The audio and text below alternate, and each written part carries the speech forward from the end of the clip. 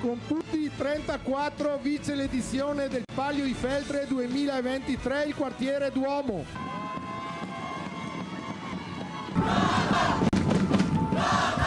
Lavoriamo tutto l'anno con un unico obiettivo, che è quello di vincere il Palio. È una squadra forte sia dal punto di vista organizzativo e sulle gare siamo imbattibili. È una tripletta quella del Duomo, il quartiere che per il terzo anno consecutivo conquista il Palio di Feltre e il drappo disegnato da Altan. L'ufficializzazione è arrivata al termine della corsa dei cavalli di ieri pomeriggio a Pra del Moro, vinta dal 6 volte campione Adrian Topalli di Castello, ma che non è bastata a spodestare il Duomo, che grazie al secondo e terzo posto si è aggiudicato la 44esima edizione del Palio, seguito da Santo Stefano, Castello e infine Portoria. Questa è stata veramente un'impresa.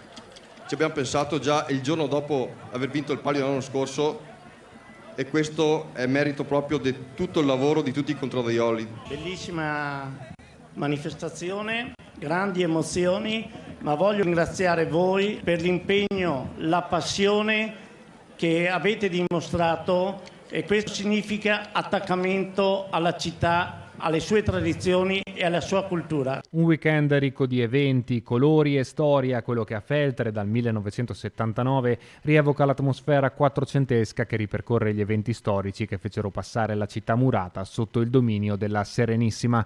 Iniziato venerdì con la cena dei quartieri e proseguito il sabato con mercatini, spettacoli itineranti e le gare di tiro con l'arco e staffetta, il Palio ha raggiunto il culmine nel pomeriggio di domenica con le gare del tiro alla fune e la corsa dei cavalli, che hanno tenuto con il fiato sospeso i tanti spettatori assiepati in Pra del Moro e il quasi 500.000 di telespettatori che hanno seguito le gare in diretta su Antenna 3.